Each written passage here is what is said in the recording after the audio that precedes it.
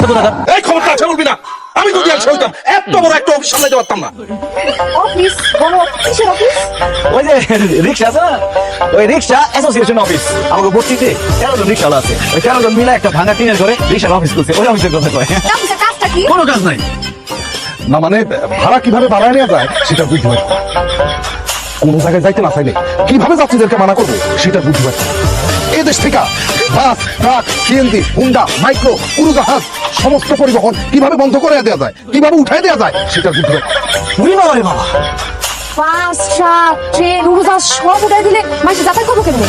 রিক্সা, তুমি একবার চিন্তা করে দেখো, এই দেশ থেকে সমস্ত পরিবহন যদি উঠাই দেওয়া যায় তাহলে মানুষের রিক্সা চলাচল করা ছাড়া কোনো উপায় থাকবে না।